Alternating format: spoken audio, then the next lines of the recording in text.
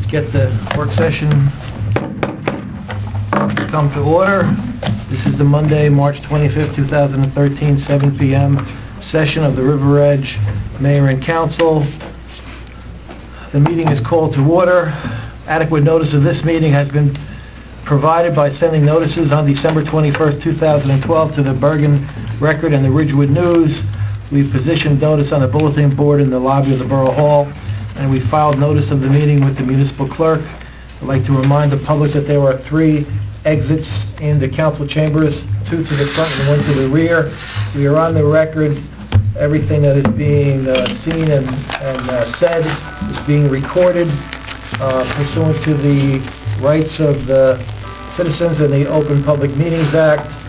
If you wish to speak during the public portion of the meeting, you need only stand up, give us your name and address, and be heard. We'll answer any questions. If we can, you can make any statements that you wish to make regarding any matters affecting your interest. If you wish to be seen on the video of the council meeting, you have to come forward and get within the camera range by approaching the microphone at the table. Can I have a roll call, Madam Clerk? Councilwoman Murphy. Here. Councilman Eccleston. Present. Councilman Coppola. Here. Councilman McNeil. Here. Councilman Bartoloni. Here. Councilman Papaleo. Here. And Mayor Santola. Present. Okay. We have no topics on the Borough Administrator's list this evening. We have a discussion regarding proposed bylaws. I'll turn this portion of the meeting over to our Borough Attorney, Mr. Sarlo, who has been reviewing various versions of bylaws. Your bylaws are from 1927. As you know, they're seriously outdated and they are in desperate need of revisions.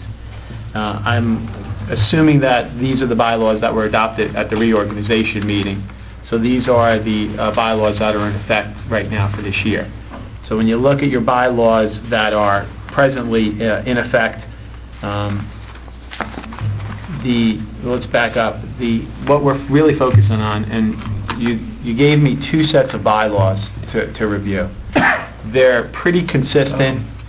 Both bylaws conform with the law regarding the bylaws, but there's one major difference between the 2.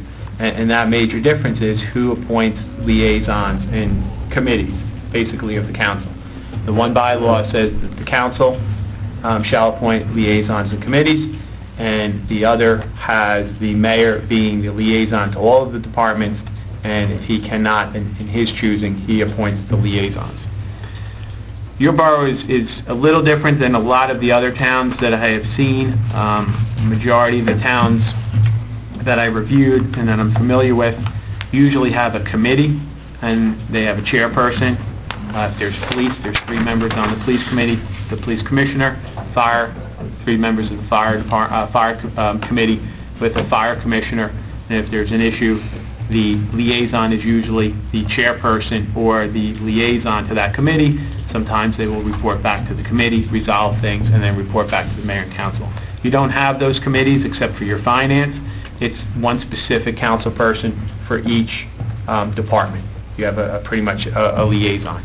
Getting back to your existing bylaws right now, Article 7 of the 1927 bylaws has that the mayor shall appoint all standing committees. So I'm assuming that's what is in effect at the present time. The Article 12, if you wish to change your bylaws, says that any bylaws that need to be changed during the course of the year requires 2/3 vote. So 4 out of 6 you would need to change the bylaws, which I think may or may not be an issue, laying it out there, that having that. So you would need to change your bylaws, 4 votes to change the bylaws presently, where they'll be in existence until the reorg, where then you adopt new bylaws. Okay. I also then looked at existing towns to see what they, how they also operate with regard to it. From a legal standpoint, again, the both that you gave me comply with the law, so there is no right or wrong with the bylaws from a legal perspective. Both would be in conformity with it. It becomes the preference of the mayor and council on how you wish to proceed with it, having the council appoint liaisons or the mayor, because he is the liaison to all, to then appoint a liaison to each. So it really becomes, a preference. I looked at Bergenfield, Dumont, Maywood, New Milford. Oradell just sent me theirs. I didn't have the opportunity to look at Oradell. I also looked at Woodridge, just for the simple fact that the borough attorney in Woodridge shares office space with me, and it was easy to yell down the hall and said, "Can I have a copy of your bylaws?" So I looked at them, but I wanted to look at some of the surrounding towns. Just for your knowledge, Bergenfield, council by a majority vote appoints all standing committees of the council and the chairperson thereof. So they have a committee, and again, they appoint the chairperson. In Dumont, the mayor nominates all committees and chairpersons with the advice and consent of council, except where the mayor by ordinance. There's certain things, certain planning board, historic commissioner, certain statutory provisions that the mayor has to appoint. But I think your two bylaws, the main issue is who's appointing liaisons to the specific departments. That's the only distinction I really saw in both of them. Maywood, the mayor also appoints the council representatives with the advice and consent of the council to all committees, boards, commissioners. New Milford, the mayor shall appoint the council representatives with the advice and consent of council to all committees, boards, commissions. The mayor shall also appoint a council member as liaison of the mayor and council to attend meetings. Same in Woodridge, the members of all committees, standing, special, council liaison to boards, commissions shall be appointed with the mayor with the advice and consent of council. Woodridge goes a little further. In the event any committee appointment made by the mayor shall not garner a majority of the vote, any council member may offer another nomination in their place or stay. So those are the ones I looked at. Again, you got two bylaws that you were proposing. They're pretty much identical except for who has the authority to appoint council people as liaisons. From a legal perspective, I can't say one's better than the other from a legal perspective. But keep in mind, you're going to need 2/3 vote to adopt any bylaws at this point in time. Have any questions for me? Be happy to.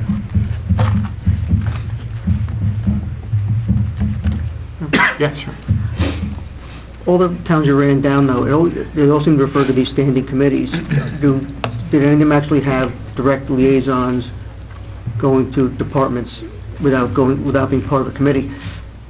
The only one that I saw, and I don't know if they have committees, was New Milford, where they specifically say the mayor shall appoint a council member as a liaison of the mayor and council to attend meetings. Woodridge had in there, again, committees, and they said the members of all committees, standing and special, and council liaison. I don't know, I know Woodridge has committees, and they have a chairperson of each committee, and they're appointed by the mayor. So the answer is, I'm not certain if all of these have just a liaison or they have a committee with the chairperson. And second question is for Alan. Alan, one of the memos you gave us recently, personnel memo, you mentioned that there was a history of liaisons going back to 1993. Specifically, was that by a resolution or by a practice, or what's been the practice? How long have you been here? There hasn't been a resolution establishing a formal protocol. That was a memorandum that was circulated and agreed to by the council as to how they would act and perform and what those liaison positions meant. The only action of the council with regard to the liaisons has been at the reorganization meeting, where council members have been assigned those liaison departments. But there is no policy to my, or ordinance or resolution that clearly defines, the role of the liaisons. Just your follow-up is, in your existing bylaws, the ones that currently are adopted, Article 7, committees, the following again, Article 1 is the mayor shall appoint all standing committees. Section 2 is the following committees consisting of one member. So in reality, you have a committee, you just have one member on that committee, which obviously becomes the liaison. And then it talks about fire, police, sewer, stationery, printing supplies, you have a liaison too, and so forth. So you have a committee, you do have committees, it's just one member for each committee.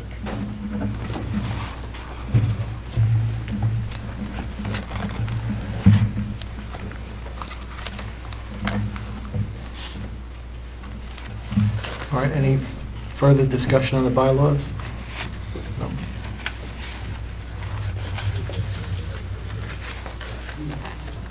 Thank you. Yeah, you're welcome. And again, at this point, it would just be if you're wishing to adopt one or the other, simply bring it to a vote. And again, by your existing bylaws, it'd have to be 2/3 that are in place now. If not, every year you know you're adopting new bylaws. So at the beginning of the year, you can adopt new bylaws. Yes, sir. So this would be a resolution or just new business, and it would not be, there wouldn't be a reading, it would just... It's a resolution to adopt the bylaws. Okay. Bylaws are adopted by resolution. So it's a ministerial act. I'm going to say something funny, but it's really not funny. Let's take a quick vote before I'll All right, I know, sure. next issue is our, well, discuss it amongst yourselves, ladies and gentlemen. We have a work session consent agenda. We have 3 items on it.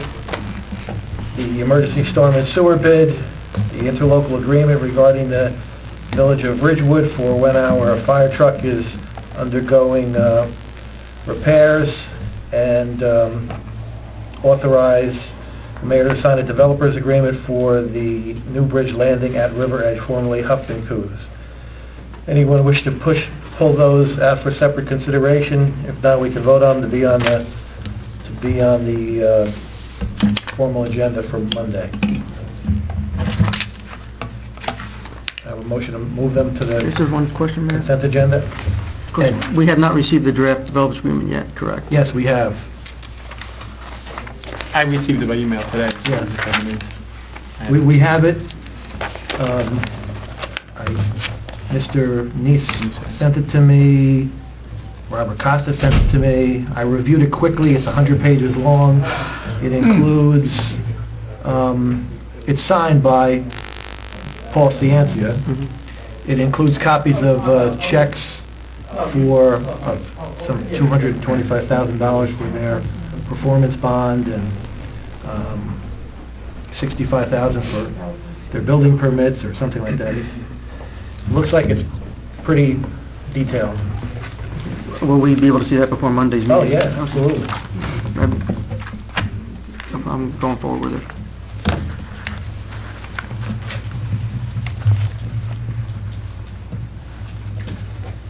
All right, can I have a motion to move the consent agenda? So moved. Second. All in favor? Aye. Any opposed, any abstained? Very good. All right, next we have, we have Mr. Police here regarding the library roof. We have we were going to have a presentation from Capital Alternatives, but Marlene Casey canceled due to the illness of her partner. So that's off the agenda. Yep. Right, that'll be rescheduled. All right, we can have Mr. Police come up.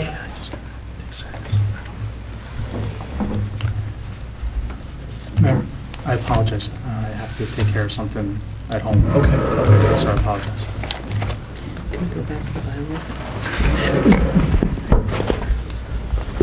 Good evening, Mayor and Council. I believe tonight's meeting was going to discuss the library roof, and also, did you have any questions with the DPW roof? Or is that still going to be tabled, or? Yeah, the DPW roof is a little bit on hold right now, Okay. considering our financial budget and Okay. things of that sort, but we are interested in a refresh of the concept that you put forth the last time for some of our new members, and we may have some questions for you. We are in the throes of creating additional funding for the possibility of going out to bid later on this year, once Okay. the ordinances are in effect towards the end of June.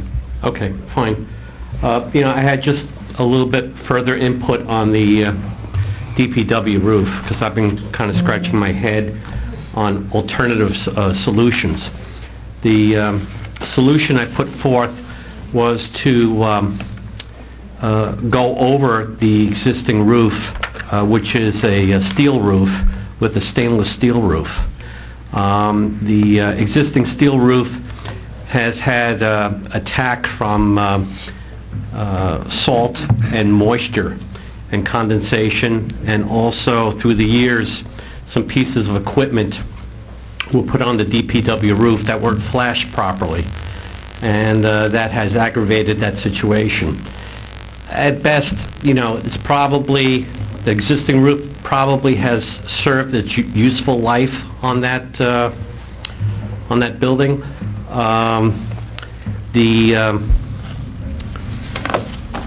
The dormers on that roof are a problem because they protrude above the roof line, and at those joints, penetration, water infiltration and penetration does go into those joints and cause problems with rusting and water on the inside of that building. So there was a discussion about removing those dormers and making it a mono roof instead of a complex roof or a compound roof. And we were looking at possibilities of removing those dormers, but there's quite a bit of structural steel that would have to be cut and removed to make it a mono roof, just one simple slope. So those are the types of things that we've been trying to reconcile. It's come to my attention that there's another roof system that might be 15 to 20% cheaper for the DPW. It's the same concept where we're applying an insulation of maybe 1.5 or 2 inches within the standing seams of the metal roof, and then adhering, instead of metal, a plastic. It's called a thermal membrane. It's a plastic PVC. Also, it's called TPO, which is a thermal plastic overlay. And this technology is relatively new. They have been using it in Europe for the last 5 to 7 years.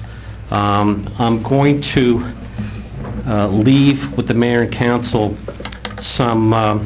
a report on a project that was done recently that might be of interest. So I could pursue looking at this possibility. It's called Rhino Bond, and it creates a monolithic plastic film on top of the roof. So it's a plastic, we're going from a plastic to, or from a metal to a plastic system. The concept here is that this is fused with machinery, with infrared machinery to the deck itself, so it becomes almost like a membrane. So, that's what I have to report on the DPW as a possible alternate. The only thing that the manufacturer has warned me about is that the slope of the DPW roof might be a little bit too steep for the machinery and workmen's safety to use this system. But they're going to have someone come out and maybe take a look at the job site conditions, but they didn't make any firm commitments with them one way or the other. I figured, let me pass it by the mayor and council, and if they want me to pursue that to possibly save some money, we can pursue that. So I'll leave this report here. With regard to the library, I am prepared to, I started the construction drawings at the last meeting. There was some budgetary issues. I held up on it. I did my analysis. We did some roof testing. Basically, there's zero life to that roof. It has excessive ponding. The membranes are really in bad shape. We have a lot of joint failure. We have some issues with that roof, with mechanical equipment not being placed properly, not elevated high enough from the roof to give proper drainage. We have areas where the water has ponded and caused some interior damage that's coming through with the sheetrock, and possible mold issues that might be evident on the inside. The metal roof in the front is in a state of failure. The only thing on that library roof that was salvageable is the high roof. There's a cupola with a tab shingle roof, and that looks like it's in very good shape. So we don't have to roof over that roofed cupola or that atrium. That looks like it's in good shape. But everything else really needs to be stripped. It's not an over roof that we're doing. We're going to remove the existing membrane and some failed insulation. That building is a masonry building with wood frame. There might be some damage to the wood sheathing underneath. The way that's approached is that when I do my inspection, I will ascertain how much of that roof has to be repaired, and usually there's a unit cost in the contract where the contractor will repair it at a fixed rate. I don't expect it to be throughout. You know, it's probably going to be maybe 5 to 7% of the roof area might be in need of that roof sheathing replacement. Like I said, I'm ready to proceed with getting those documents out to bid. They could probably be ready within the next 6 weeks to go out to bid. And I can coordinate that with the borough administrator, because we're going to need some documentation on bonding and maybe some pre-qualifications. So I'll check with the borough administrator to see what River Edge requirements are for specifications for going out to public bid. And that's really a synopsis of what I have to say. Thank you. Councilwoman Murphy? We haven't authorized you to come up with any renderings or drawings. Would that be correct? Renderings? Or any sort of plan or any I have a architectural- contract. I have a contract that has been executed by the borough to do the library roof. To proceed with drawings for that? Mhm. To do a analysis, to do a budget estimate, and to do the construction documents, and to do limited inspection.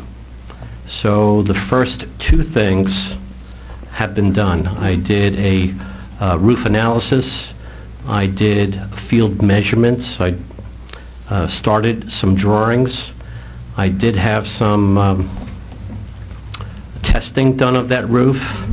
I've been on that roof approximately half a dozen times because there were some issues with water infiltration coming through the library, and I wanted to go there on a rainy day or day after a rain just to visualize the actual ponding and locate where some of these things were going on. So I've completed that. I think where we're at, also I prepared a budget estimate for construction. Yeah, I saw that. It seems kind of high. Well, you know, right now it's preliminary. You know, I'm hoping that the, you know, construction is almost seasonal. It depends on the amount of work that's out there. I'm hoping that when this hits the marketplace, that it'll be competitive. There's a lot of roof area. Also, what drives up the price is the preparation. If this was a brand-new surface, if we were doing a new building, you wouldn't have to get rid of all that membrane. So now you're looking at probably 6 to 8 dumpsters, and that membrane cannot go to a landfill. It has to go to a recycling plant, probably out of state, maybe in Ohio, North Carolina, something like that. So there's a cost associated with removing, just another step in the operation. So, I agree that the price is up there. It's probably top dollar, but my hope would be to have at least 8 to 10 bidders and try to get the most competent person to do this work, and hopefully at a competitive price. Now, you said this mono roof for the DPW, it's 15 to 20% cheaper. What's the lifespan of a roof like that, this Rhino Bond? The Rhino Bond is doing something like 20 to 25 years. The original metal roof that I had thought about, which was stainless, that was coated, is probably 40 to 50. So there's a life cycle issue to think about. You'd also said for the DPW, the proximity of that salt shed contributed to the erosion of the roof? Definitely, anytime you have a salt shed near steel, by humidity, also we're near a wet area. You have a stream back there that has moisture, evaporation. When you put 2 and 2 together, it did not help the situation. Would this mono Rhino Bond roof be as affected as a steel roof? No. Basically, this material is like a pool liner. Basically, it's a plastic, a thermoplastic. It is not really affected by salt. It's reflective. There's some good qualities about this type of roof. It's reflective, which means that the sun's rays won't heat up the metal. It kind of reflects. It's going to look like a plastic roof. It will not have the same design aesthetic as a turned metal roof. I like the DPW roof. I thought it's sensitive to design. It's got a nice visual line to it. But I think that this roof is serviceable. It's probably not as... You're going to see a white mass when you come into DPW. That whole roof is going to look like one white sheet of sloped surface. It has its trade-offs. Is there any chance of, this has been asked about in the past, the solar panels or a green roof, or are those options? I think solar has its drawbacks. I'm kind of mixed about solar panels on that roof because they do need maintenance. The solar panels, if there's a film on them, they don't work as effectively. Also, they're going to add additional weight to that structure, and they have to be designed for wind loading. So we might be solving one issue and creating another issue. I would probably, there's not much solar gain, or there's not much benefit from a solar roof at the DPW, because there's very little, there's some heat in that building, there's some air conditioning, but I think a better solution might be to use recycled oil from the trucks. They have a furnace that takes the recycled oil and burns it. And I think that is probably a better solution and a more cost-effective solution to take care of the needs of the DPW's mechanical requirements. So, unless you were going to use that energy for some other purpose. I think for the DPW needs, because those garage doors are open and closed like 200 times a day. What about the library? The library is another story. I think there you could use some solar panels maybe to compensate for hot water. But there again, you don't have a high plumbing load. It would not be cost efficient to do air conditioning or heating with solar panels there. I just feel that you would have to cover the whole roof, and I think the cost and effective return ratio would not work out. I would probably lean towards more effective air conditioning units that have the new refrigeration, and maybe have is a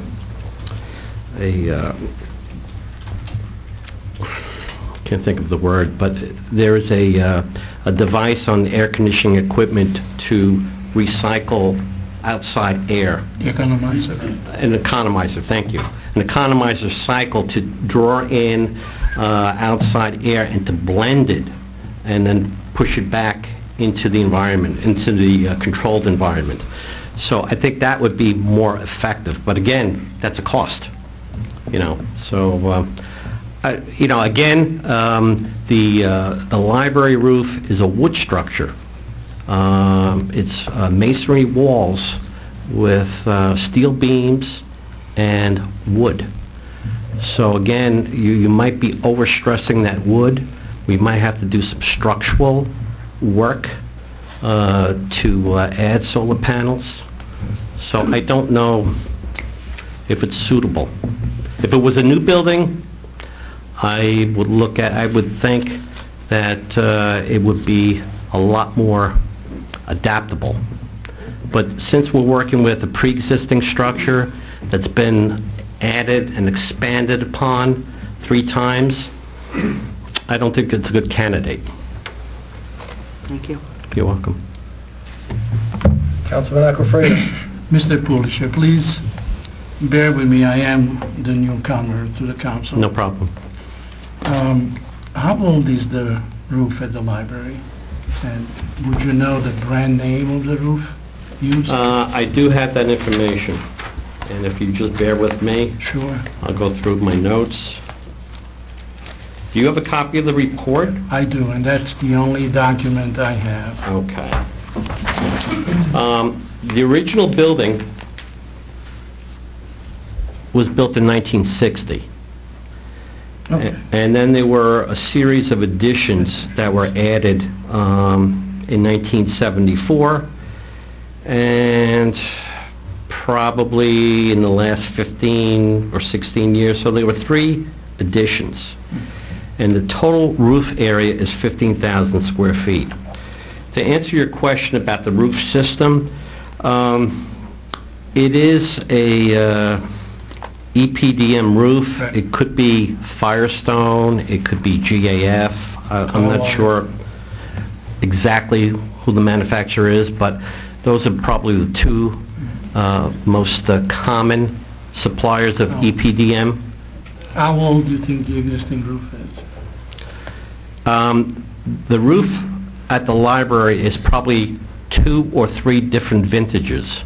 There was some patching that was done recently, but I would say the newest roof is probably 20 years old. Probably the oldest roof is closer to 28 to 30 years. So it was done in stages. That's fine. You mentioned that you had a roofing consultant Yes. do cores of the existing roof and analyze those cores. Was there a report issued? Your My consultant? findings, my findings were in this report that we did not find any asbestos. We found that some of the building did not have the proper insulation thicknesses required by New Jersey State Code. It wouldn't meet today's energy levels. And that the deck was wood. We measured thicknesses, and we measured moisture content underneath the roof, and we found that the seams were in failure. Okay. No, my question specifically is, was there a report done of all this findings that you're mentioning? Well, my consultant basically told me verbally, or we reviewed these findings in my office. There was no hard report given to me. Okay. And you have stated the borough has a contract in effect for your professional services. Yes. To provide the borough with those services from project inception through construction administration, basically. Correct. I have limited field observation, but I am contracted by the borough to prepare contract documents for bidding purposes, also to review the bids, and also to assist the borough with executing a contract for the work being done. And also, I think I have 6 or 8 field visits at key milestones to approve requisitions for payment. So I do have that. And I read your report, and the next question I have is,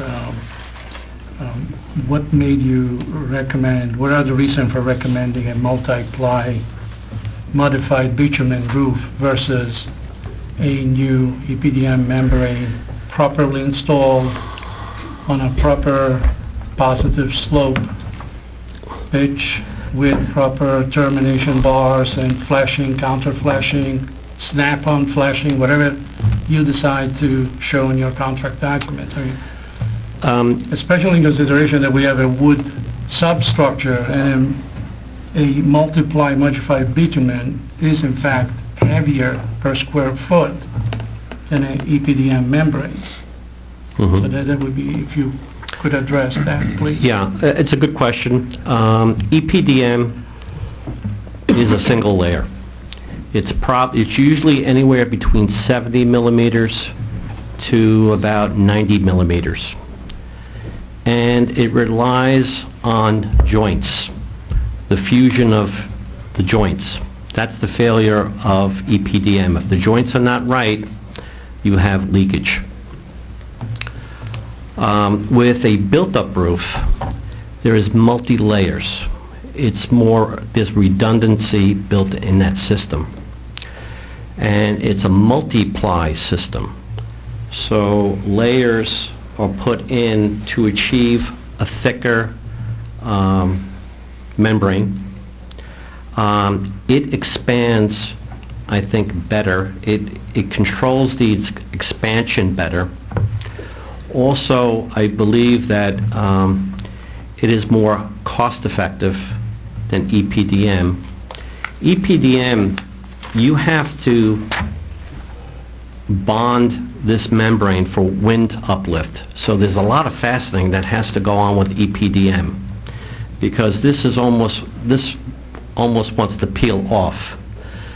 With a built-up roof, it's used with hot tar, and it fuses. It's monolithic. So I feel for that application that it's a better roof because there's some redundancy. There is a fair amount of equipment up there also.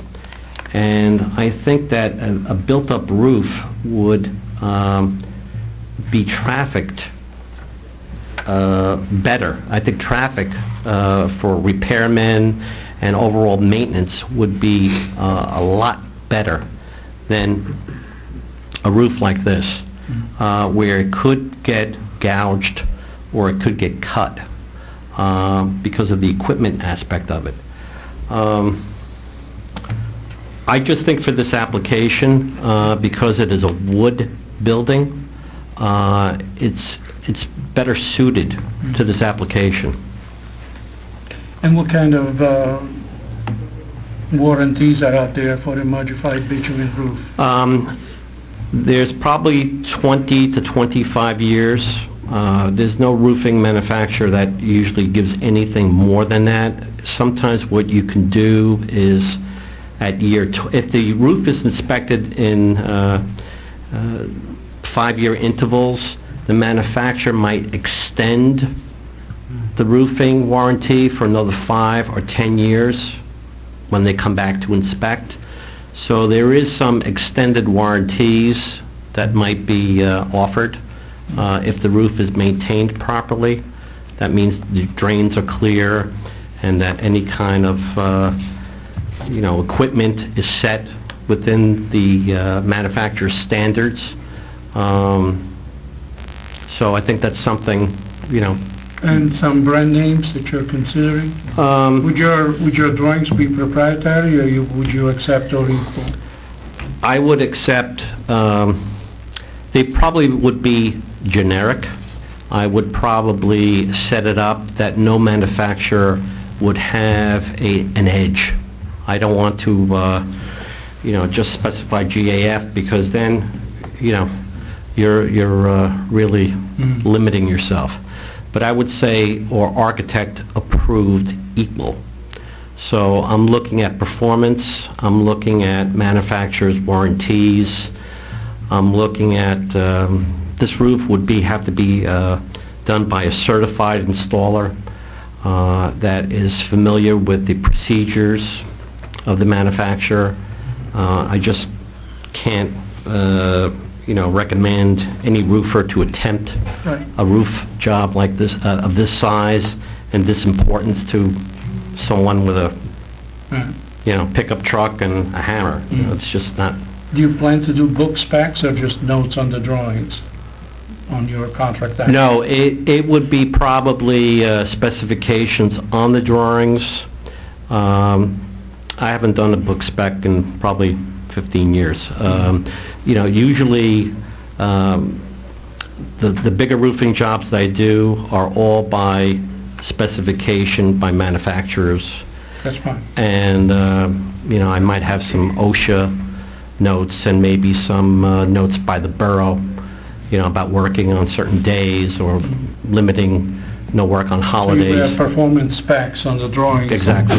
They would have to meet or exceed those specs. Exactly. I think in this case, the Division 1, the general conditions and requirements of the project would end up being a booklet because of all the requirements and forms. Yeah, and it depends. dotting the i's and crossing the t's that Right. we are forced to do. Yeah, I think they will be some kind of addenda to the drawings. We probably want some kind of format for the borough, maybe a borough contract, maybe something on borough stationery, and that would be supplemental to the drawings, but it will be a bid package that we submit.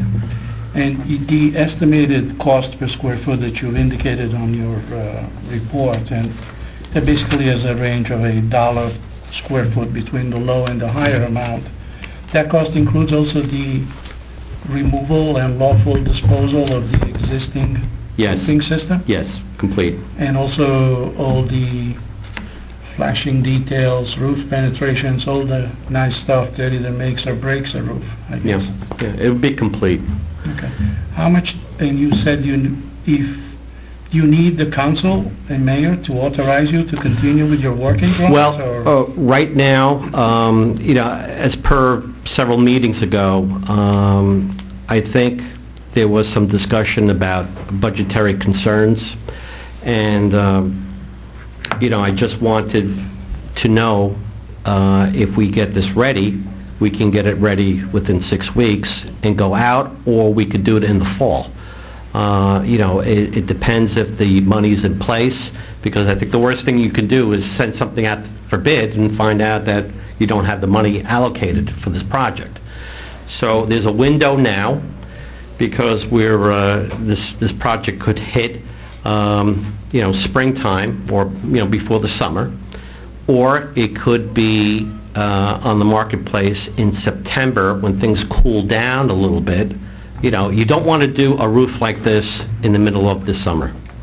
That's crazy, because the materials don't work well, there's too much heat, You don't get the production. There's just a lot of problems, even though it might be ideal because of the summer and maybe, everyone's away and it's less inconvenience, but you don't really want to do a summer roof project. So I would say we have an available window now, early, mid-spring, late, spring, or fall, September. So in fact, you are looking for us to tell you If you give me some guidance. full steam ahead? Yeah, or- yeah, I think at this point, I would like to know what the mayor and council's intentions are, and then I could proceed accordingly.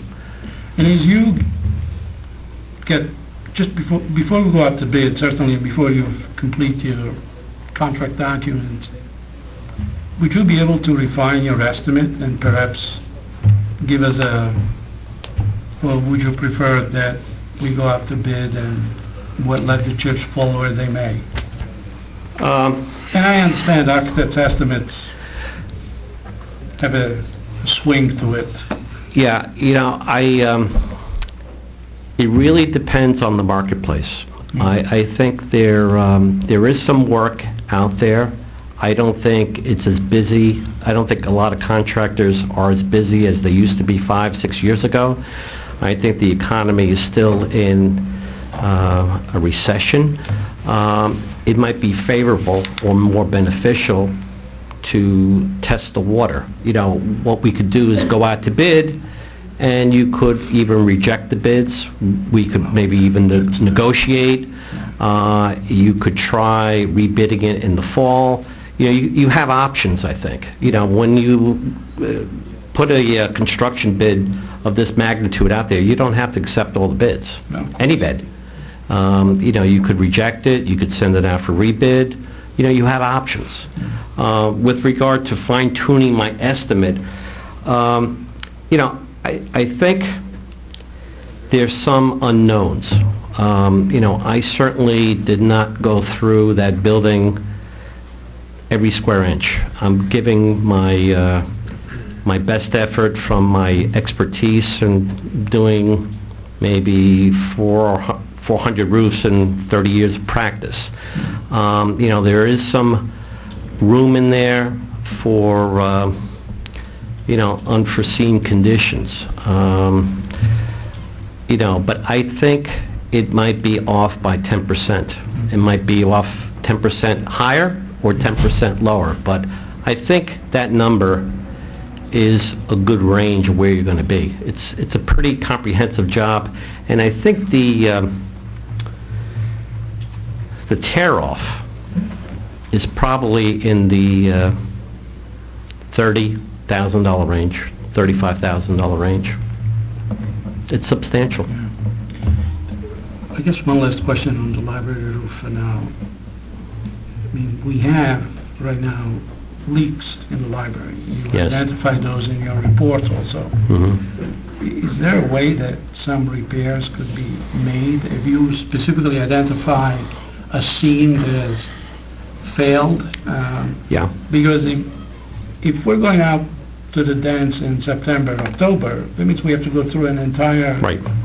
rain and thunderstorm season. Correct. Is there some way you could do to... There is a way to do it. You isolate areas with sandbags. You actually bring physical sandbags up on the roof, and you dam up maybe 20 by 20 areas, and you flood it. You flood these areas, and you watch them.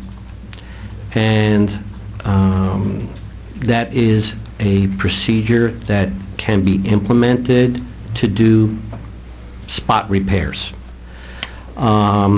Also, a good roofing contractor who is experienced with EPDM could check all the joints. That's one thing about EPDM. You could visualize those joints, and usually, if there's a seamed joint and it's not perfectly flat, or there's like a little bubble in it that's called a fish mouth, you could see that water is going through that little pocket. So that has to be cut and taped over with new EPDM.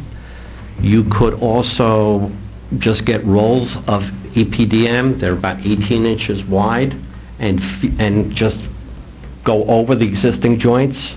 So there are some things that can be done as a temporary fix. But there are some things that cannot be done, like the mechanical equipment has to be raised. The curbs are not right because there's some back slope. So I think in answer to your question, there are some things that can be done, and there is maybe 50% of things that cannot be done until you implement a new roofing The replacement of the roof. system, correct? Would you recommend to the borough that we retain the services of a roofing consultant who would be at the job site monitoring what the winning bidder does, so that at the end of the process, we could get an even longer warranty, because in that case, the roofing consultant would be certifying that your drawings, your details have been followed to the letter, because if you only have 6 site visits, and this replacement may take 6 to 8 weeks, it will leave us kind of exposed to the unwillingness of the winning contractor. Yeah, well, you might be spending money, good money, for not good value by having a roof consultant. And I say this because the roofing contractors are going to be licensed by whoever the roofing manufacturer is. Usually there is a factory rep that checks the building for quality control. GAF, Johns Manville, Carlisle, Firestone will not give you a warranty if the roof is not up to specification. So there might be some insurance on the borough's part, or some assurance that it's going to be done better.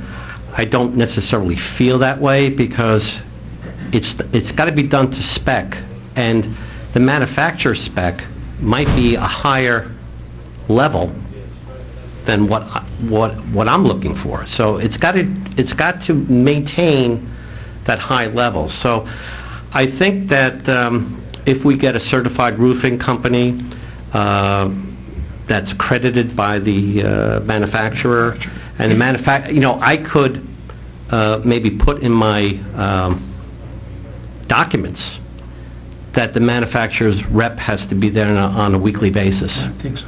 That would be... So I could probably instill that, Yeah. that it's another requirement, and maybe that's a better solution. And then we can always increase your presence at the site. Of course. I mean, with 30 years of experience in doing several million square feet of roof. Yeah, I could do that, and that's probably nominal. I think these roofing consultants, or these roofing, technical people, maybe are not worth it. Okay, just a word on the DPW building. Yes. I have some concerns about thermal expansion between 2 differing materials, and if the bonding is not done properly, sooner or later we're going to see ripples running up and down this new white expanse. So I think, and I certainly would like to see a case study of roofs I'm going to leave that it with you. have deployed the Rhino, let's call it the TPO system, Mhm. And see successes and maybe even failures. Mhm. When the time comes, I certainly would like to investigate further an aluminum standing seam metal roofing that perhaps could be applied if the structure underneath is adequate over the existing roof. But it's in the future. Just my first Right, it just food my for first thought, reaction. right now. Yes, absolutely. The DPW building is a good structure. You know, it's an important building, and you have deterioration, and eventually, you know, the mayor and council will have to deal with it in some kind of capacity. It's not a critical building, it's more of an industrial building. There's not life safety issue. Yeah, there is life safety issues, but not to the degree of a public building. You know, it's an institutional building. So, you know, you have different parameters, different design parameters, and different safety concerns there. But it is something ongoing. It's certainly not going to get better. Is that building a rigid frame structure, or Yes. is it conventional? Yes, it is almost like a Butler-style building. It's made... Pre-engineered type. It's a pre-engineered building with trusses, and, you know, at the time when it was built, it was probably state-of-the-art, but that building is kind of a dinosaur now, but it serves a useful function. You couldn't replace that building in today's dollars for less than $4 million. So it's a valuable building. Mayor, I was going to offer that the financing for the additional dollars for the library roof will not be available until June of this year, so you're probably looking at a fall installation, Okay. as you suggested. That's my question, because if I put in the effort now, I'll do it. If it's something that we're gearing up towards the fall, then that's you know, You'll schedule it accordingly. I will schedule it, correct. It should be, Oh, I'm done with my questions. the bid documents need to be completed by Thank you June, for so you asking. can go to bid Out to bid over the summer, you and know. have it ready for Right. construction by the fall, so I would say you're looking at having the plans and specs done by the end of May, because we only meet once in July, once in August. Yeah. So to get bids in and then authorize a contractor to go to fall, you know, we're not going to be ready by September unless we get the bid package complete. Right. So it's not the most urgent that I started tomorrow, but I will get that geared up to go. One other question, Mayor. Ed? The uncertainty and the cost that we keep talking about, is that stemming from the fact that we don't know what the condition of the decking is underneath the overall roof? Because to me, if it's a straight tear-off replacement, the cost should be pretty well defined. Yeah, I am not certain. You have some water infiltration. You have a wooden deck. There are some areas of that roof that are spongy when I walked on them. So I suspect that there's certain areas that need to be replaced, certain substrates, and maybe 5 to 7% of that roof area will need some spot decking. Is that going to be defined in the spec or in the bid on the plans? Because to give the bidder the same baseline to bid on, so we're not going to wind up... This is the way normally I do this, that when they find during the tear-off, I will document what I see. We physically measure these areas.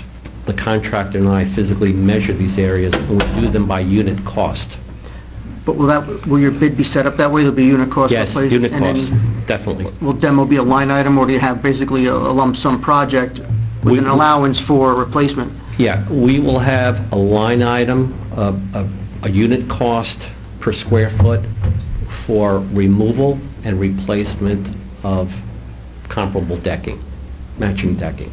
So that would be a unit fixed price, and during the tear-off, we will document the areas that need to be replaced.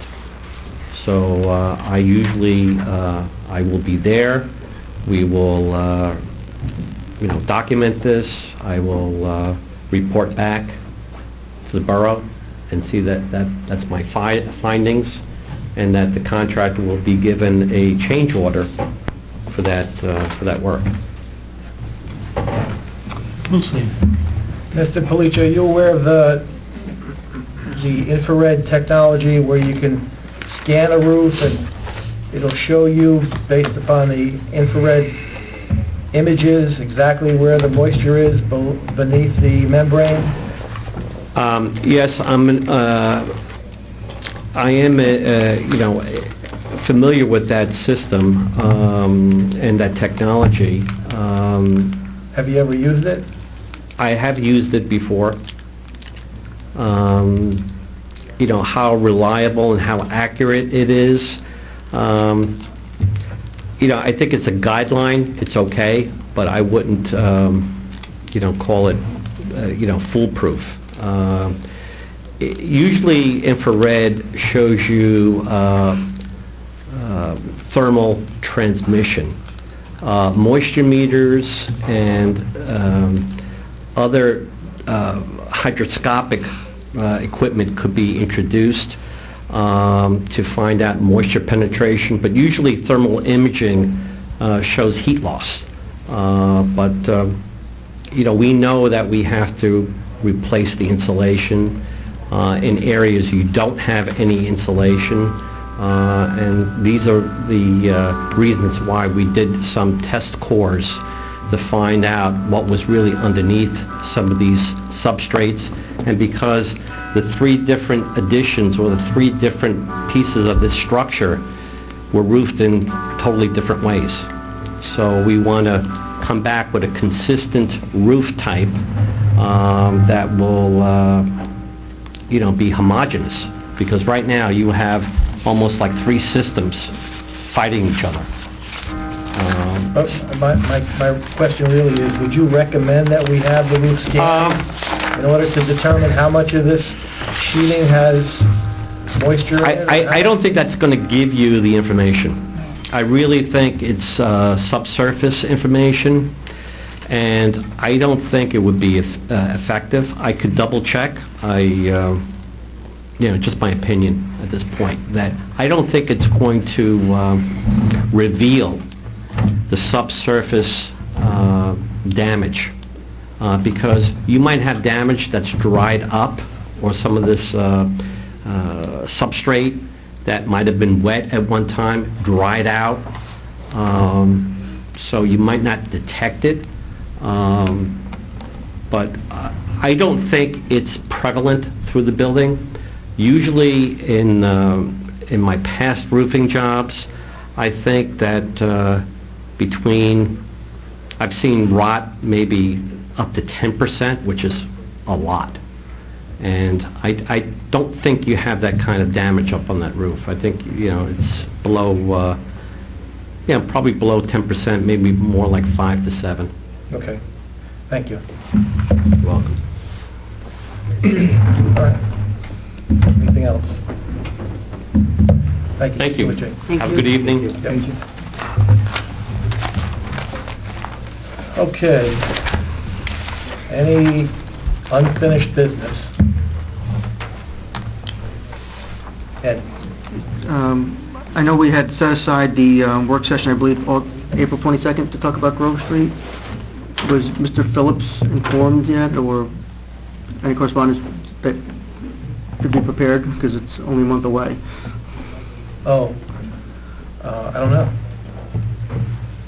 I thought we extended the invitation, but I didn't give him specific directions. I don't have a letter in front of me from me to him telling him exactly what is to be done. So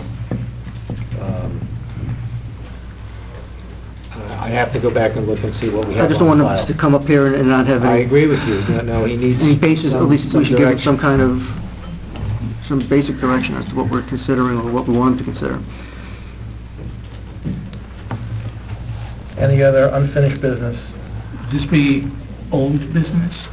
Old business, unfinished business, yes. I need, and please forgive again, I need you to explain to me what is the procedure here. I mean, I know what it is in the school board setting, but what is the procedure here to recall an action taken last week for which I would like to change my vote? Specifically the 3.5% ordinance number 1783. Do I have to make a motion? Do I have to... I guess you would make a motion to reintroduce it or reconsider it? But it can only be voted upon those who made that, since the motion was defeated, it can only be moved and seconded by someone who defeated the motion. You can't bring in, you can't change your vote from the original. it could only be moved by someone who wants to, who Who voted was in on the the majority. majority? Right. It can only be moved by And someone who seconded. voted in the majority.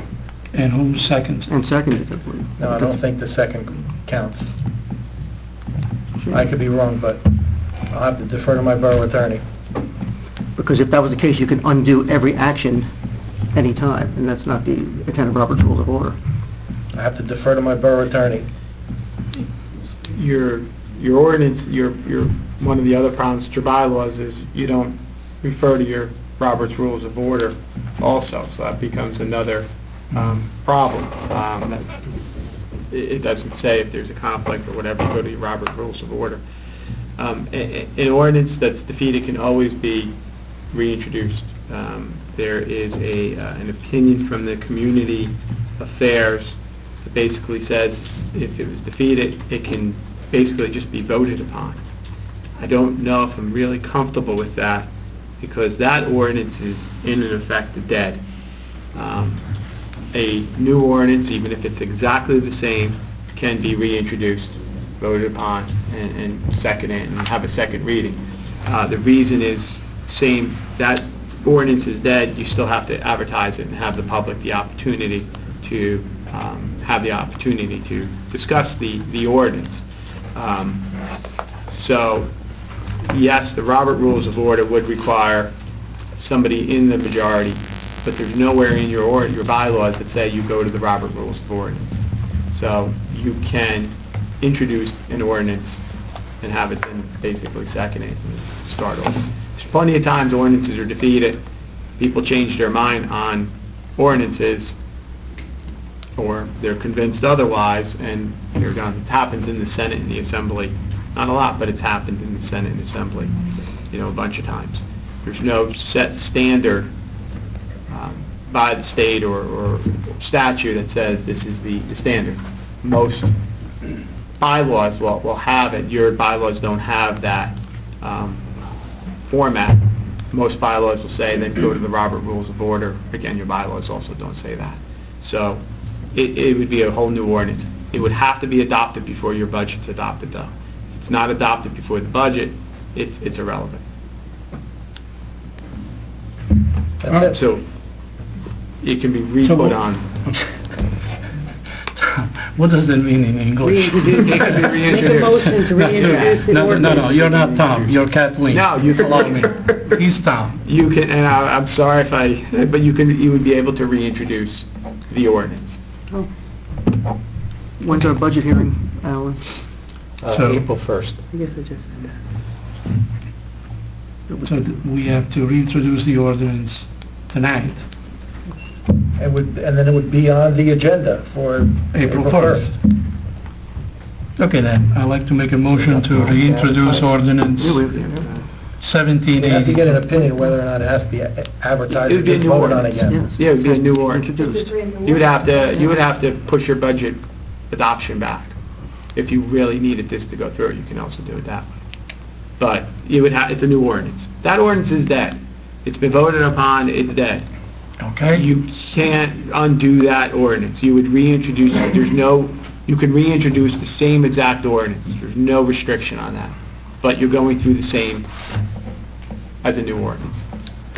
Madam Clerk, The hearing for the budget was advertised for Monday, April 1st. So what do I do with that? It would be That was tabled at just that a- point. No, we could still go ahead and have the hearing on the budget on April 1st. You just would not have adoption of the budget on April 1st. Adoption could follow after you've had the hearing on the budget at any time up until April 26th, when we have a statutory date to adopt the budget. okay, so there's a motion, Second. and there's a second, and then we can have discussion. Ed?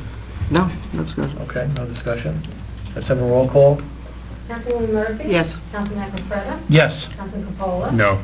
Councilman Mignone? No, and I don't approve of parliamentary tricks to to try to reintroduce ordinances or resolutions because someone doesn't have to be here. That's the way things happen, and I'm glad everybody's here to hear that tonight, so I still vote no. Councilman Capola? If unless I heard our lawyer incorrectly, he was stating that it's not a parliamentary trick. He's Yeah. stating that it is a practice of our state legislature. Let's not get No, into... wait. And even if I was here, it'd be a 3-3 vote, and the mayor would decide, so that, it has nothing to do with Al being here or not, if I understand. Is that not correct, Tom? No, it has to do with Mr. Aquafreda voting no the first time, or yes the first time, no the second time, with the intent of reconsideration, which is his prerogative. But it's parliamentary tricks. At the end of the day, we had an introduction, we had a motion, a public hearing, it was defeated. Well- and now we're trying to bring it back. All right, so Let's I do get to this. vote. Let's- I'm going to vote in a second. Save the But- comments for council comments can comment. But the only reason it got defeated was because I was sick. It could have been tabled, but it would have gotten defeated if it was tabled, so this is the way our legal system It was a works. scheduled public hearing, and... I vote yes. All right, it'll get reintroduced on April the 1st. Any other unfinished business? No, I think I'm done. Councilwoman Murphy. Just want an update on the ADA doors and the bus stop, if we have that. The bus stop, we reached out to the representative from New Jersey Transit. Denise, is that correct? We haven't heard back yet as to where we stand with the documents. We'll do it again tomorrow and send another email, see if we can get a response. On the ADA doors, I have to check with the contractor to see if the drawings have gone to the architect. Okay, any other unfinished business? New business? I have a matter to bring up under new business. Because earlier this meeting, we spoke about our bylaws, which date back to 1927, which we're trying to update. Another historical document is our master plan that goes back to 1984, and the recent hearings involving the Park Avenue proposed zone change has brought up the issue of the master plan and its viability, and we've been hearing for the last couple of years how if we want to make any changes, we should do them in a very consistent manner to allow different mixed uses that we don't have in certain sections of town. So it really calls for a review of the master plan.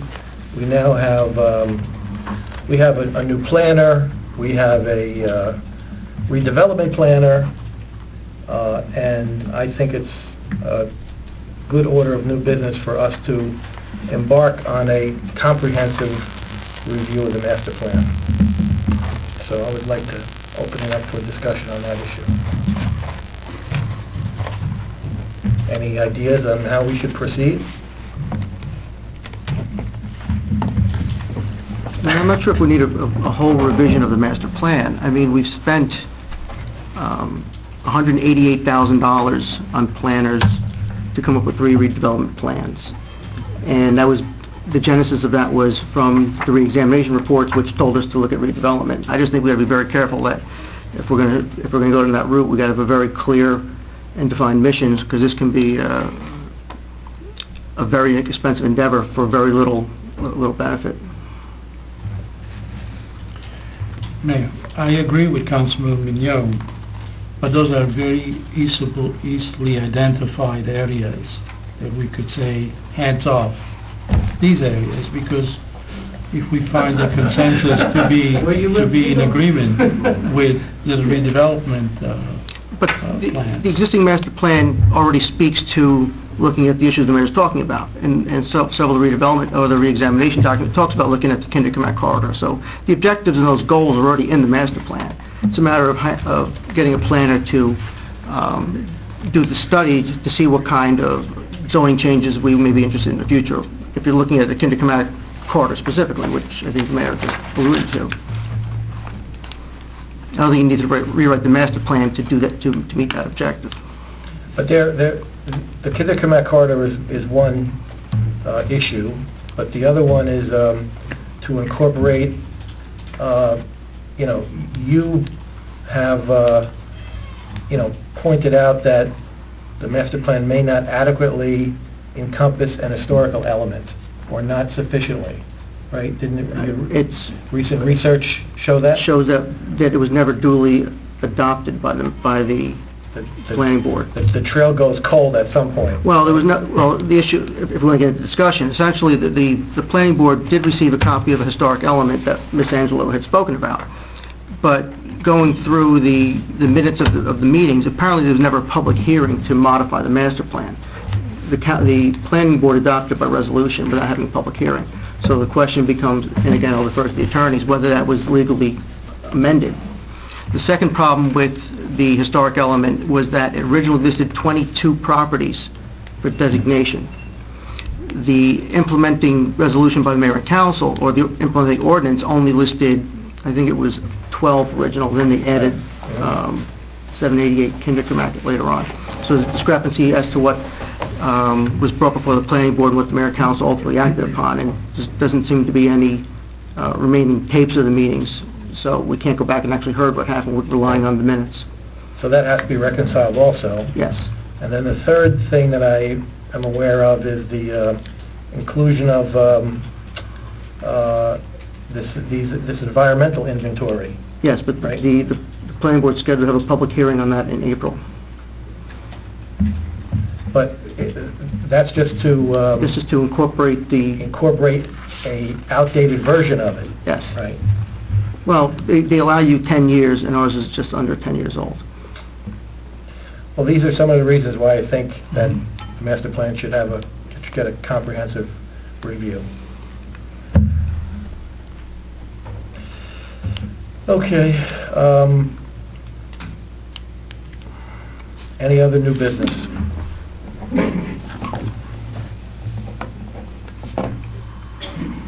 No? All right, let's open the hearing to the public. So moved. Second. All in favor? Aye. Any opposed, any abstained? Okay, ladies and gentlemen, the hearing is open to the public. You may be recognized by the chair, stand, give us your name and address, and make a statement, ask a question, or be heard on any matter affecting your interest. I see a hand up in the fourth row. Come on up, ma'am.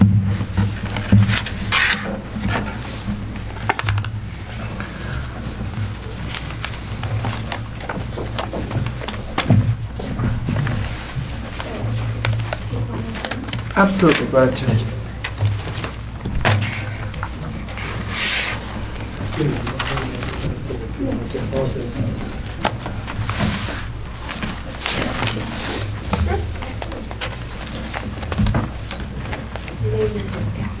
My name's Sheila DeBay. I live at 817 Park Avenue.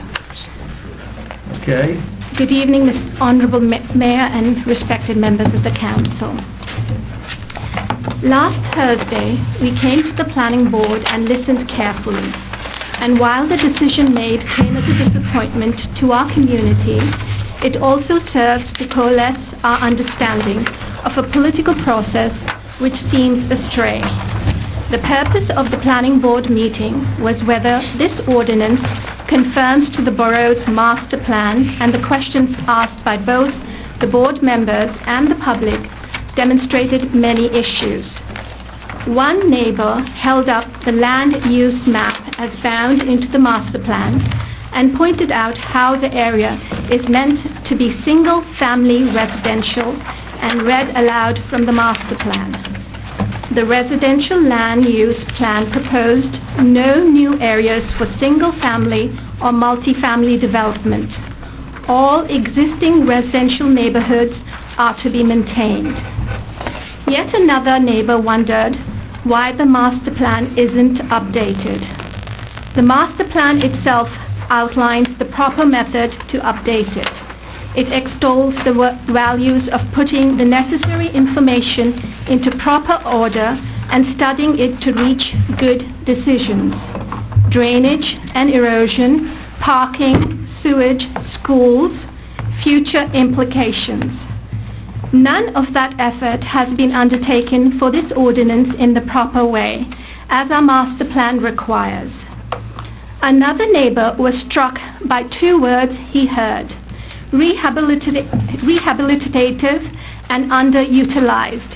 He didn't know which word to worry about more. The first smacks of hubris and condescension. The second suggests jamming as many cubic feet of residential space onto a small lot as rewriting the zoning laws will allow. Where else might these criteria for rezoning be applied? Would you mind answering just one question for us? Why is it that you think this change is a good idea? Because you have not done that yet. You've disrupted our neighborhood with this threat to devalue our homes, yet have never even bothered to justify what greater good this change may accomplish. The planning report itself, on its first page, warns the planning board that its duty includes the investigation of any inconsistency. And yet, the planner's report does not include any criticism of the potential effects of the ordinance, nor any suggestion that there is anything to balance. The planner actually confirmed in the hearing she was not retained to study whether the proposed ordinance would have impacts on my neighborhood that are inconsistent with the master plan. No, she said she was hired and instructed to find the proposed ordinance confirms. Mind you, the town's tax dollars went to pay for a study hired to deliver the answer sought. This is the only explanation of how she could prepare such a report and make no mention of the fact the ordinance excluded one house from the row of 22. By the end of the meeting, that omission was determined as just a mistake, an oversight. But it reveals a process not intended to question the validity of the proposal, but instead to deliver the result required. Considering one side of one street to be a zone is extraordinary enough, but then omitting a single house? And yet the report made no reference to this peculiarity. There is much to be concerned about the process we see unfolding. We present you our petition, which has grown beyond what was given to the borough clerk a couple of months back. By now, over 1/3, 36% of the people whose lots will be changed by the proposed ordinance have signed a petition asking you, the mayor, and council of River Edge not to proceed with this ordinance. Half the property owners within 200 feet of the proposed change have said, no, don't do this. See all the pink-colored lots on the tax map, which shows you how the entire neighborhood feels about the proposal. Across River Edge, over 150 people, 160 as of now, a number which grows every day, have signed a petition that asks you not to pass the proposed ordinance. Mr. Ed Mignon, who serves us both on the planning board and the council, is to be commended for his clear grasping of the facts and for his vote against the planning board's endorsement. As a planner by trade, he could see and clearly expressed the injustice of this proposal. That concludes the statement from our neighborhood group, and I would like to add a few personal comments of my own. I attended the first council meeting regarding this ordinance on December 17th. And after that, I have thought long and hard about what all this means and why it should matter so much. What do our surroundings, the spaces we create and those created by nature, mean to us? Do we inhabit our houses for the sake of shelter, a place to eat and sleep, or do they mean more to us? Is there a deeper significance to them? Does a house, a duplex, or an apartment building all have the same effect on us? Is one huge monstrosity better than two smaller dwellings? Do we just want efficiency, or can there be poetry too? Is it all about ugly standardization, or is there room for unexpected irregularity? Are we to numb our senses in conformity and helplessness? I believe that through our surroundings we create ourselves. They are indispensable to our search for self. And what they are informs our notions of life. Our surroundings create our culture and populate the stories, myths, and longings that guide our lives and the lives of our children. In short, they make us who we are. I end with a plea not to forget that. Thank you very much. Thank you.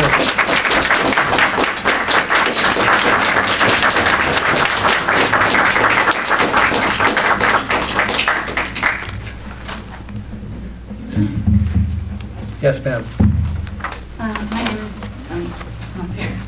I don't have that long of a statement. My name is Joanne Haggerty. I live at 72 Bloomfield Avenue. I am a resident of the neighborhood, and I'm here along with my neighbors to ask the mayor and council to think very, very carefully about the really important decision that's in front of you or will be shortly. I am also a teacher. I've been teaching for 22 years, and I'm a 5th grade teacher at Cherry Hill School. And I'm very concerned about what I observe to be a short-sighted view of this proposal.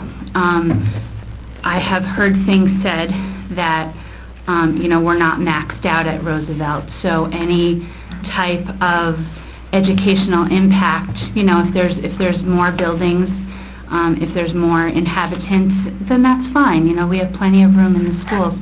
And I think that is a really shocking thing for me to hear. It costs $9,000 to educate an elementary school student in River Edge. It costs $13,000 to educate a high school student in River Edge. And I know firsthand the difference between when I have 20 students in my class as opposed to when I have 25 students in my class. The house that I live in happens to be across the street from one of the, I guess it wouldn't be called a duplex, but it is a multi-dwelling house. It's, there's two basically apartments there. And in that one, the same amount of space that is my house, there are two apartments. In one of those apartments are 3 elementary school students, and in the other apartment there are 2 high school age students. So, again, and I'm really looking forward to the answer to our big question is why. And if it comes down to money, which so many things unfortunately do, and if that's all we're considering, which, that would be insulting for me to think that is the case. But if we were only looking at the financial aspects of this, it's just short-sighted. It just makes no sense. So, so again, I would like to reiterate what's already been said, that this is not a small thing. This is an enormous thing. And I guess if you don't live on our side of the town, and it, I tend to not be the type of person who feels that the world's against me. I believe most people are good, and I think, that I live in a great place. But it's really hard not to feel like that from living on our side of the town that, and I understand, when I drive down certain streets, I think, gee, I really wish people would take better care of their homes. But if I look around hard enough, there's many, many people that do take care of their homes, and those people should not be punished by having decreased property values. And I'd also like to say, and I think it would be hard to find somebody who would not agree that one of the things River Edge really has going for it is our school system. It may not be perfect, but it's pretty darn good. And so it's a driving force behind the value of our town. And, we need to be careful about the decisions that we make that could impact that.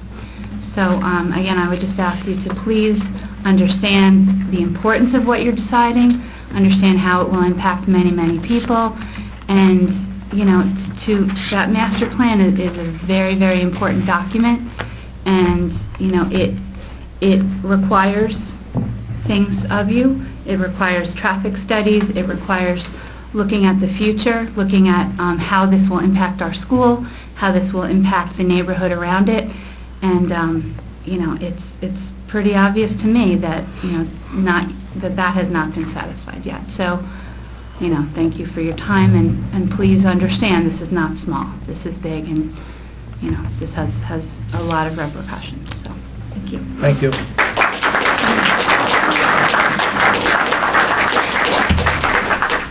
Yes, sir. Good evening. Jose Saladin, 841 Park Avenue. I've previously attended many of the meetings in which this proposed rezoning has been addressed. I think the mayor's earlier comments or suggestion about having a comprehensive review of the master plan addresses all the objections of myself and my neighbors as to why this piecemeal approach to rezoning, which in fact is just spot zoning for the benefit of this developer, is not the right way to go. I've already expressed ad nauseum many objections which have been reiterated here very eloquently. If you look at there's been no study about the impacts, environmental, education-wise, traffic-wise. What are going to be the impacts, economic-wise? Oh yeah, we may get increased revenue, but at what cost? Those increased revenues are going to be offset just in one area alone, which I forgot your name. Aggerty mentioned. In cost, where you would otherwise have 22 single-family homes, 22 single families, you're going to have multiple children. And let's not kid ourselves that it's not going to happen, because it is going to happen. One of the primary drivers of people moving into River Edge is its school system. One of the main factors which people who evaluate, professionals who evaluate school systems, is student per teacher ratio. And let's not kid ourselves. It's not one of the cases of NIMBY, not in my backyard. It's okay to do it over at Park Avenue because it's not going to affect me. Well, you know what? In the long run, it is. I'm going to point to the council and the mayor. Our school, there was a biennial review. The high school, which was formerly ranked in 2010, I believe, 37th or 32nd in the state, took 100% dropping, 100 slot dropping. Now it's ranked 104 in the state for various factors, among which, and you can go and you can look at New Jersey Monthly because they issued the report last year. One of the principal factors is the congestion, and the more kids you have and the greater student per teacher ratio you're going to have, our rankings are going to go down. And you know what that's going to have? That's going to have a value on the effect of not just my property on Park Avenue, but everybody in town. And when the increased cost of educating these kids, it's not just going to be borne by me, it's going to be borne by everybody in this room. Why? For the sake of, I don't know if this developer's here, this developer who came to the council and said, oh, woe is me, I cannot sell at a profit, so please rezone this area. I've been in River Edge 4 years. I didn't see, when I bought my house, 841, that house it looked like the Amazon jungle. You couldn't even see it because of all the trees and how dilapidated it was. I didn't see the concern back then about, oh, we have to revitalize Park Avenue. It wasn't there. And when I addressed one of the council members, I think it was Council Member Majone, in December, I asked, what, if anything, the council and the mayor, what studies had they ever considered revitalizing Park Avenue before this developer came with this spot zoning idea? And the answer was a clear no. So I deem it farcical, and I don't mean it in a disrespectful way, that all of a sudden, because this developer cannot, or states that he cannot financially sell these homes, single-family homes that he has permits for, I find it farcical when at the same time he's turning around and says, you know what, you rezone for duplexes, and I can sell each duplex for $550,000 in the same plot of land, which he says is so adverse because of the train, because of other factors. So at the end of the day, what benefit, how do we benefit from this proposed rezoning? You tell me. And I certainly don't think, as a taxpayer, I have almost an $11,000 property tax bill, and I certainly don't feel that it's fair that if this proposal passes, that the families who will eventually buy into these duplexes, if they do get sold, will benefit from a decreased tax burden by virtue of this developer getting this rezoning, when otherwise they would have to pay a higher tax burden if they were just single-family homes. So why don't I benefit from that break? Right. And why don't I benefit from the rezoning? If it's going to increase property values, let me tell you, I have a 97 by 130 size lot. If the east end can be rezoned, let the west end be rezoned. Because you know what? I'll sell, and I'll sell to a developer, and I'll make a profit and head to another town that's really concerned about congestion and the quality of life. I moved here because this was a suburb. I moved from New York City to Fort Lee. I left Fort Lee. I didn't buy a house in Fort Lee because of the congestion. And eventually, I just spoke to my neighbor Jim. I said, you know what? If I would have known, I've spent almost $60,000 on my house. And I've put off projects because of this proposed rezoning. Because if it happens, it's going to undoubtedly decrease property values. And I'm not going to take a further hit. And had I known that this, 3 years after I moved here, because it was a residential single-family neighborhood, had I envisioned this, I would have never moved to this town. I would have moved to Ramsey, where I wouldn't have this issue. So I think it's a myopic, very short-sighted rezoning. If the body thinks that this is the way to go, well, you know what? Do a comprehensive review of the master plan and have studies concerning the actual or potential impacts of this rezoning. I view this, and this is my last statement, I think this is a fundamentally flawed process. This is like the judge in a case. There's a particular set of facts and a particular set of law that applies to the facts. The judge has a mindset, an ideology, and he listens to both sides, but he's not really listening to both sides. He's listening to one, and that's the side with which he or she agrees with. And what he does is, after quote-unquote hearing arguments, but only one-sided arguments, and giving the pretense that he's hearing both sides, he tells his law clerk, manipulate the facts and the circumstances, I want to reach this result. And I think that's what's happening here for the benefit of this developer, and I think it should not pass, and that's all I have to say.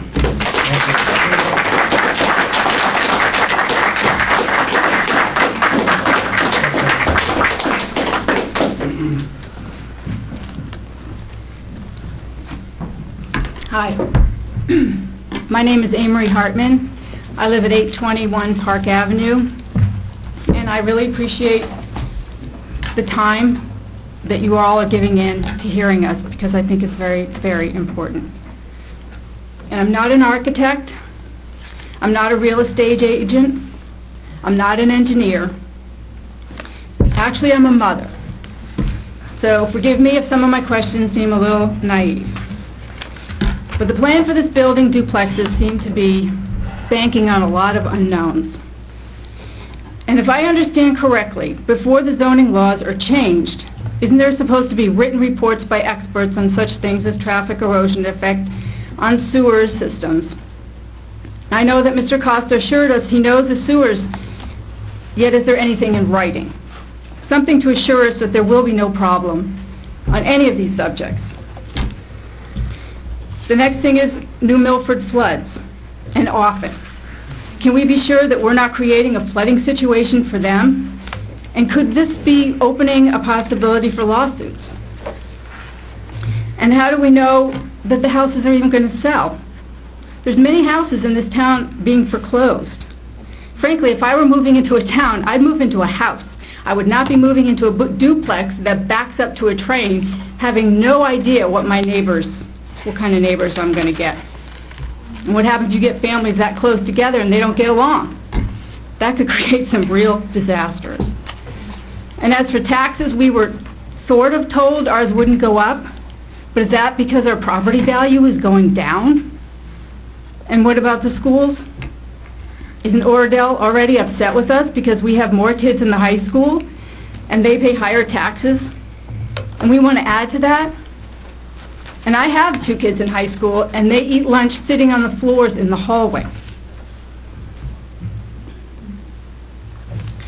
Also, why did we have to build the Newbridge Center if we were okay? My older kids who went to Roosevelt remember an art cart and a music cart because the classrooms were so full they couldn't use the music room or the art room. And I really don't want my younger kids to go to that. Of all the unknowns, there are 2 things that I know for sure. The first, this plan to build the duplexes will very negatively affect the quality of our life. I don't want to look at duplexes with concrete lawns. The second thing, and to me this is the most important thing, Park Avenue is already a very dangerous street. Doubling the traffic on an already dangerous street is putting children in harm's way. There already has been a little boy killed on Park Avenue. He was 5 or 6 years old. We don't want a repeat of that. We've all had stories of near misses. I mean, we could all go on here all night. I've had incidences where my son and I walked out to get in the car to go to school, watched a car maneuvering other cars, hit a cat, kill it, and not only not slow down, it didn't even stop, just kept going. This kind of thing happens all the time. This is what we're living with, and to double the traffic is really, really scary to me. So I keep hearing about the integrity of the builders. What about the integrity of our town? I need to believe that my town is going to put our quality of life, and most importantly, the safety of our families and our children first. And to me, this plan does not do that. Thank you for your time.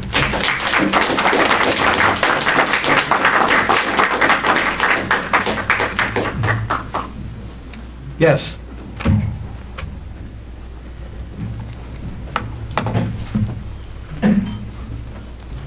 Mike Craig, 879 Park Avenue.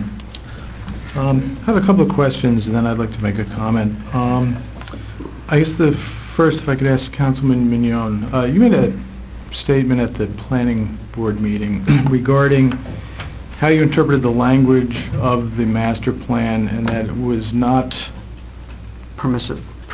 Could you? I was referring to the actual language in our zoning ordinance. Okay. And the zoning ordinance says that it should be treated as a permissive ordinance, meaning that if it says you can do it, you can do it. If it says you can't do it, you can't do it. And if it doesn't say you can, it means you cannot. And I was just making the observation we should be taking the same interpretation with the master plan itself. The Patch article today talked about how the master plan doesn't disallow duplexes, but it doesn't allow them either. So I said it depends on which way you want to look at it. And the other issue I brought up was that, and you can respectfully disagree with people's interpretations because you're given such a broad mandate of this terminology of substantially compliant or substantially consistent with the master plan. Reasonable people can interpret substantially however they want. And I'm not trying to be facetious about that at all. That could be up to individual. So I said that's the other issue. So I think you should be leaning towards a more conservative interpretation of a master plan as we do the zoning ordinance.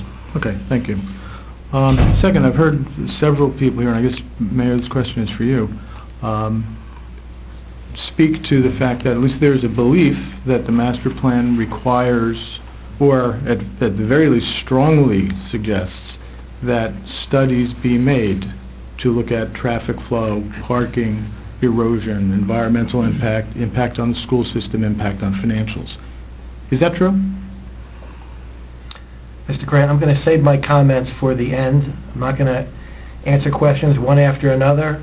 I'm not a land use attorney, so I don't know whether or not studies are required. I know that if you're a builder and you go and get a building permit for a permitted use to build a single-family home, you don't have to do any traffic studies, you don't have to do any sewer studies.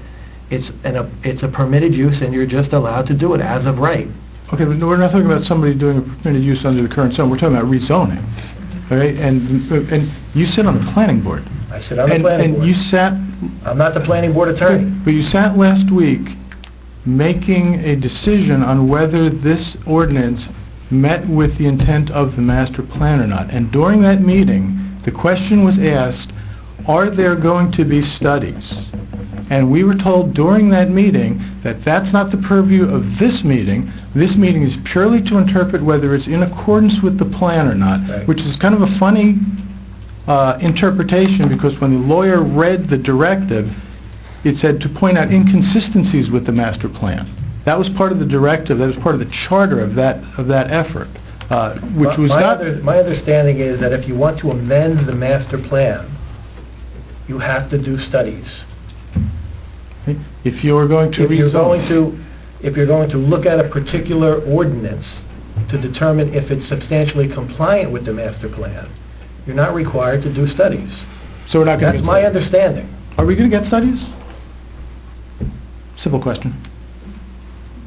So no, there are going to be no studies on traffic flow, no study on parking impact, no study on the financial impact, no studies on erosion, no studies on whether the sewage system's capable. We're going to get anecdotal information from Alex Negron saying it's good enough because I happen to know it.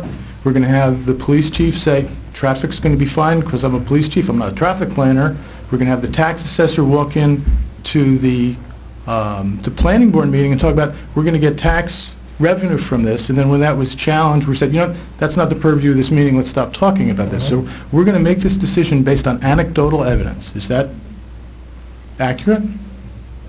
Because if it is, that's not proper decision making. Especially, I just listened with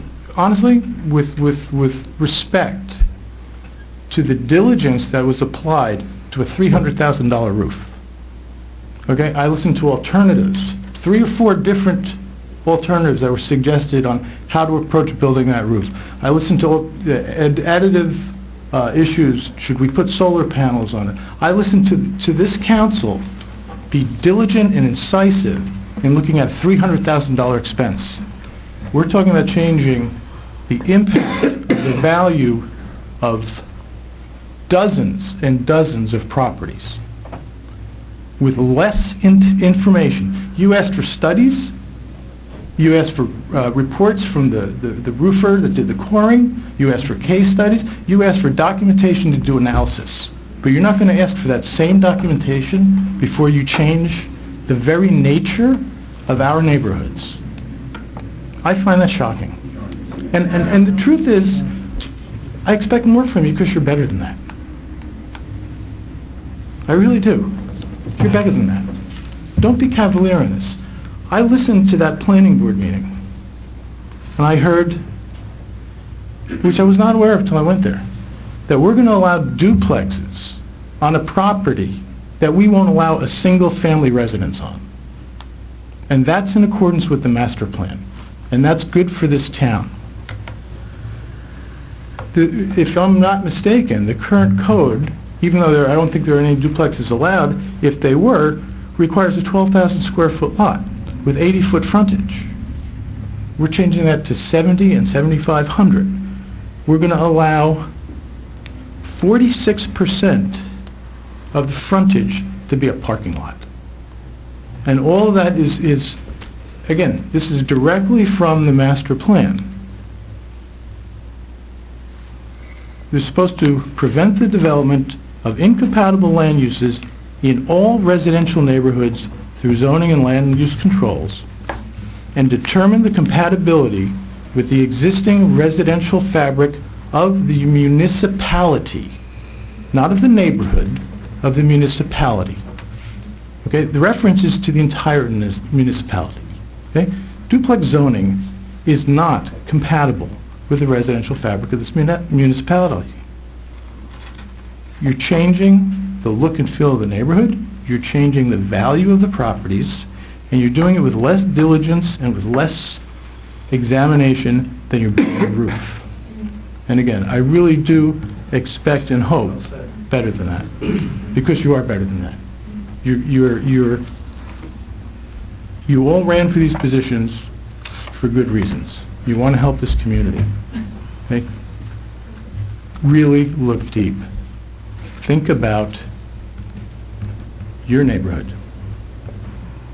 Think about this duplex across the street from you, and tell me if you'd make the same decision. Thank you.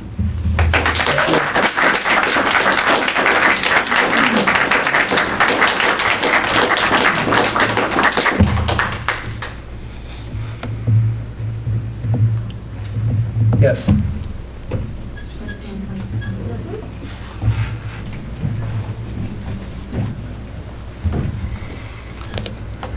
Good evening, everyone.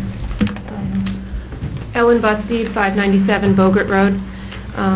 I'm a member of the planning board. I saw many of you last week, and thank you for coming back again tonight.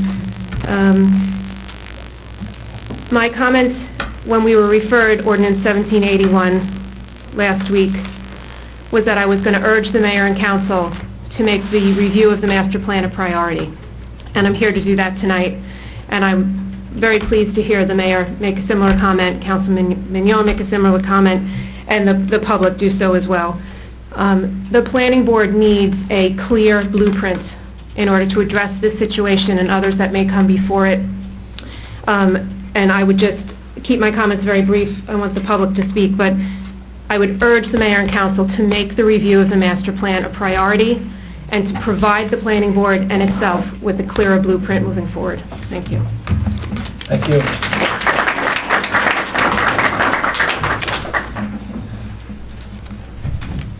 Yes, ma'am.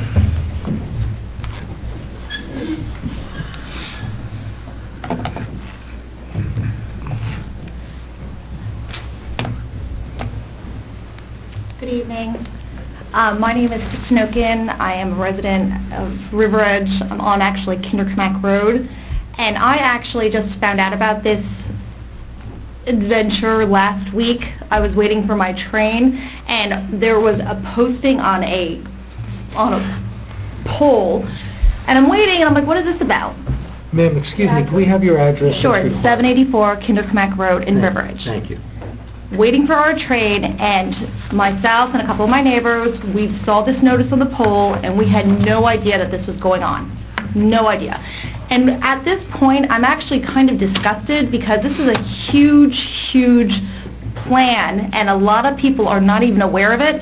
There is a petition going around, and I have to add my name to it. My husband has to add his name. A lot of my neighbors on Kinderkmack Road had no idea that this was even feasible.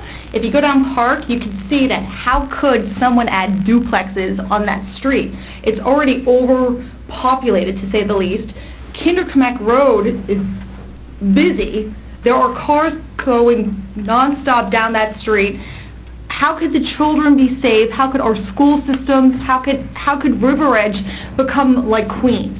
And I'm confused that the rules are changing for a man who's not even a resident of River Edge. He's a smart man. He's a smart man because he bought that lot, 830 Park Avenue, for $127,500. And he's making duplexes on it, and he's very smart going back with the price, but also to the fact that he's not even doing it in his town of Rivervale. So, because he knows with duplexes, the key word is if it sells. Who's going to pay $500,000 for a duplex on Park, which is on top of a train station? Okay, there are railroad tracks. And it's not even feasible because if they don't sell, what happens then? What happens then? The elephant in the room. They get rented. Thank you. They get rented, and who incurs the cost? The taxpayers. And I don't know about the rest of you, and I don't want to complain, but my husband and I, we pay a lot of money in taxes. We don't even have children yet, and when we do have children, we have no problems paying and helping the schools and supporting the community. But when you have now renters leeching on the system, and I don't want to pick on them, but let's call a spade, here we're feeling bad for the developer, and here he's not going to recoup his money that he put in. Well, he paid $127,000 and change for that 830 Park Ave. At this point, it's greed. Why are you building duplexes? Why not just build 2 nice single-family homes? Why? Because once we rezone it for this one particular man, who's not a resident of River Edge, so I don't know why the rules are changing for him, but once we open Pandora's box, we're going to have now duplexes on Kinderkamek Road, on Bogart Road, on all these lovely streets that we love. River Edge. My husband and I, we bought in River Edge because of the school system.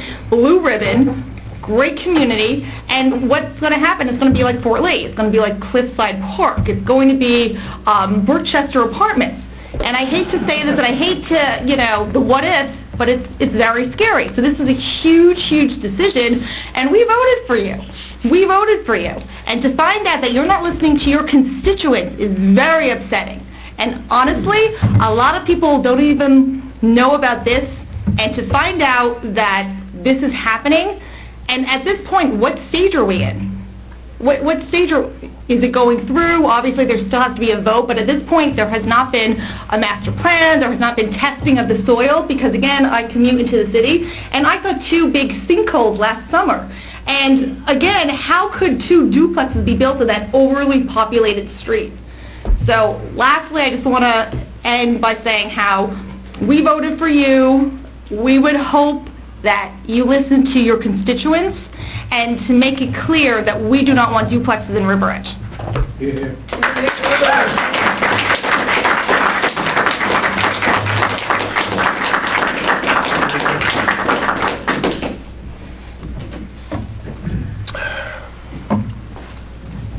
All right, can I have a motion to close the hearing to the public? I would like to say something. Oh, come on up.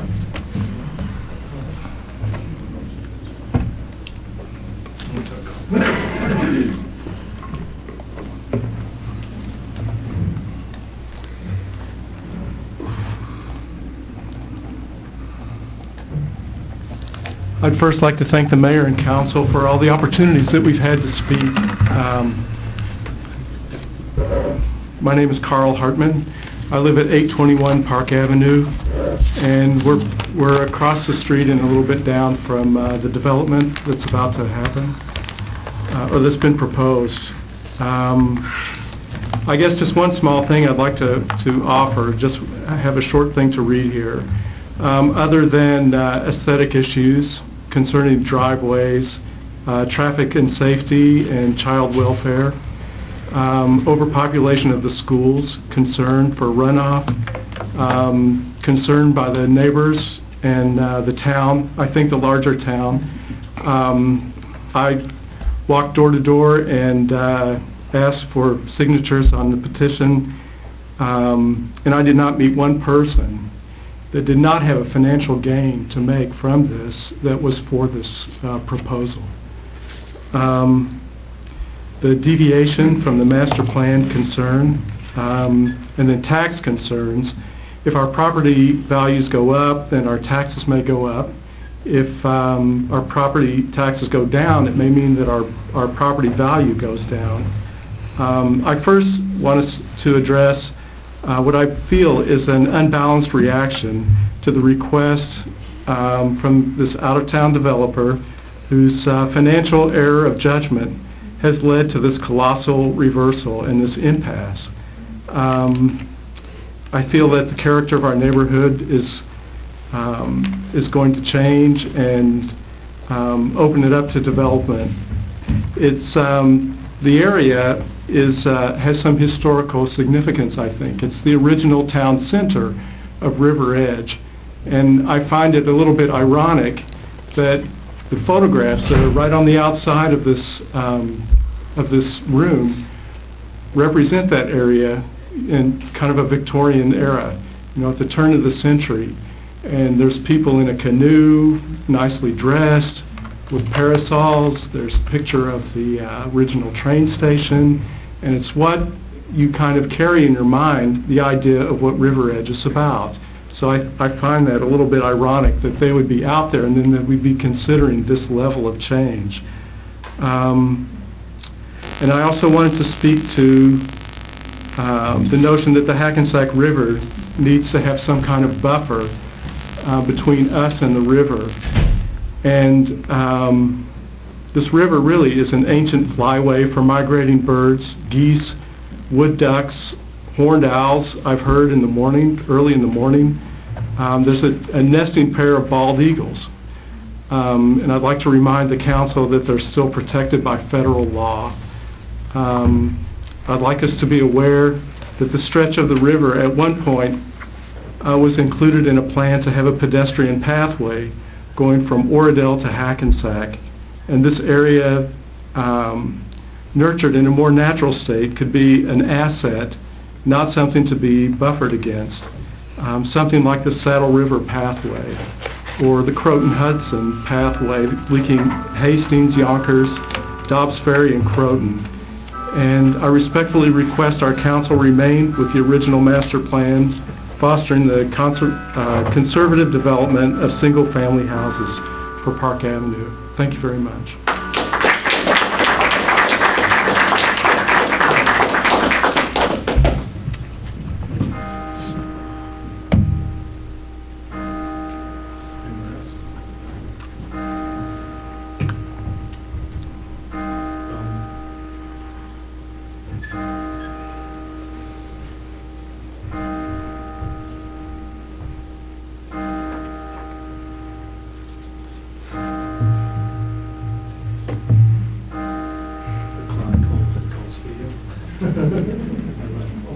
Can I have a motion to close the hearing to the public? So moved. Second. All in favor? Aye. Any opposed, any abstained? Okay. Nothing in closed session tonight, right? That's all we have for tonight, Mayor. All right, I'm just going to make a comment before I ask to adjourn the meeting, only to address some of the comments I've heard from the public this evening. I think the biggest misconception that members of the public have that when they spoke tonight is their statements that a developer asked us to do this.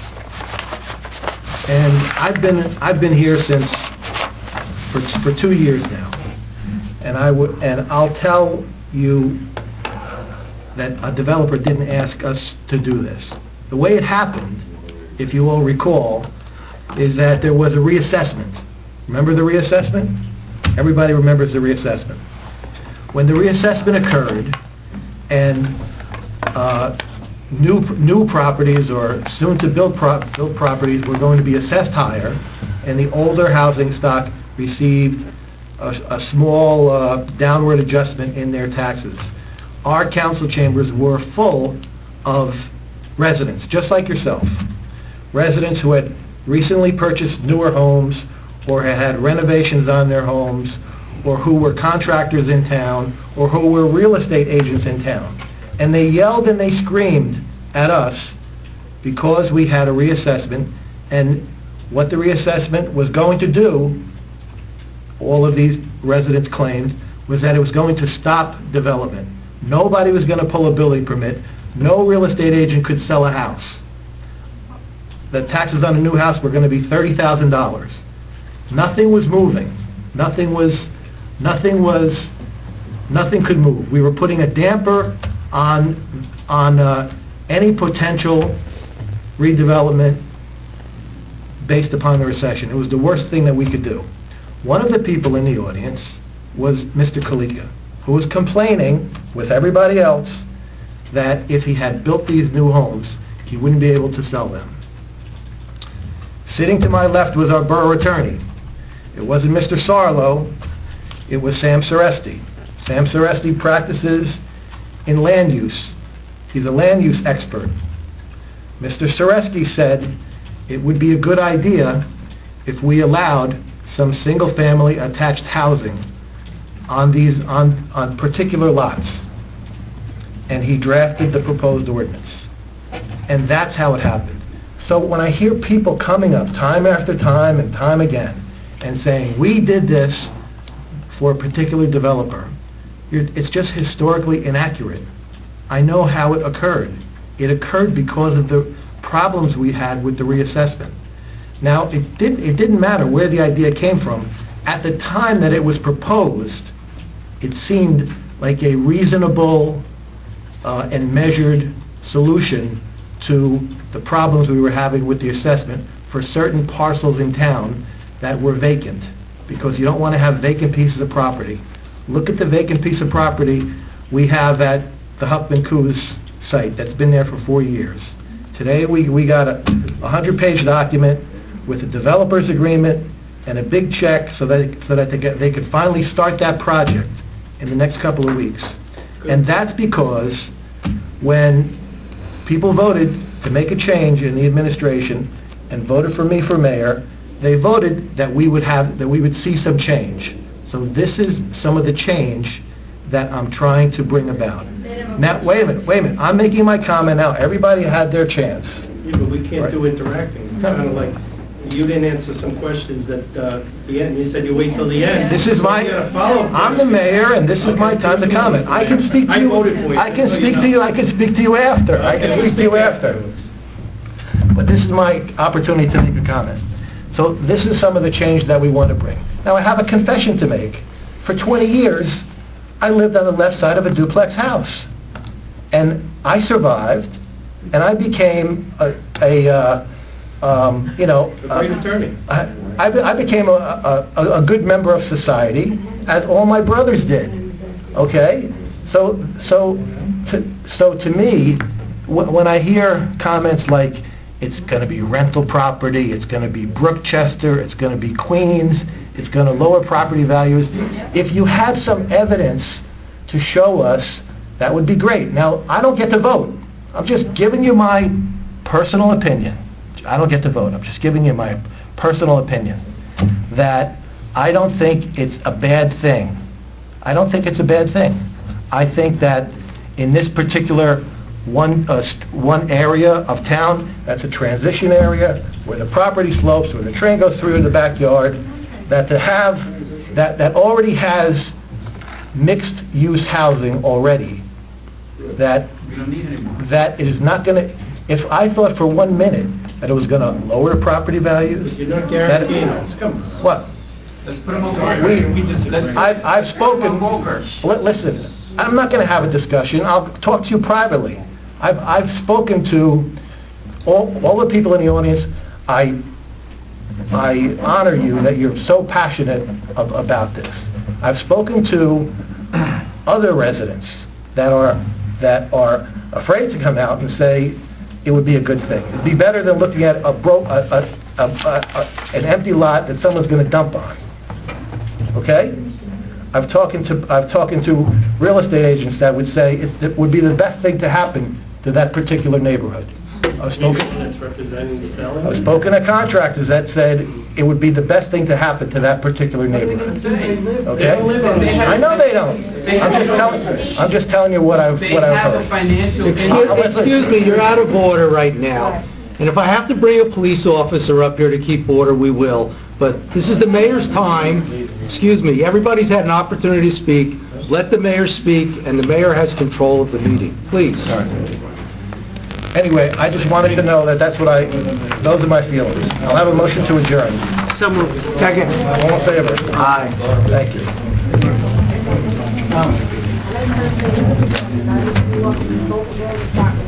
Town nominations.